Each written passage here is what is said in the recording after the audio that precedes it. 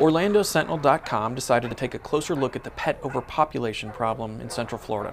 And looking at the records, we found that over the last 2 years in Osceola, Orange, Lake, and Seminole counties, that more than 48,000 cats and dogs have been euthanized. Some of these animals are just sick, old, or maybe bad-tempered, or even dangerous.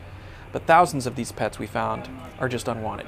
The typical animal you might find at the shelter is the one that Mike Mitchell brought in, a dog that he found loose in his neighborhood and that he couldn't take in on his own. About 10,000 impoundments come in like this last year to the Orange County shelter.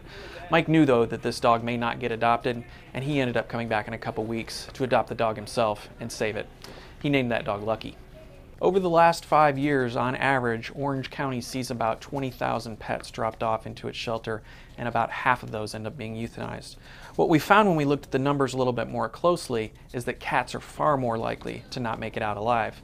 For instance, last year in Orange County, you had about 2,000 dogs and puppies, mostly dogs, that were put down, but cats, about 7,000. Cats and kittens made up a much larger share of those that were put down. 2 dogs that we followed through the Orange County Animal Shelter were Shaggy and Chip.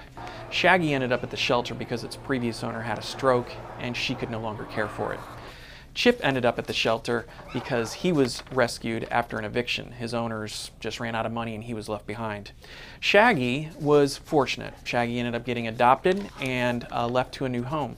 Chip, on the other hand, did not make it out. Chip was put down not too long after Shaggy left to a new home.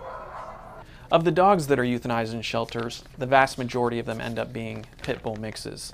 Part of this is an overbreeding population. Part of it is a perception, based in reality or not, that these dogs are aggressive or dangerous to have.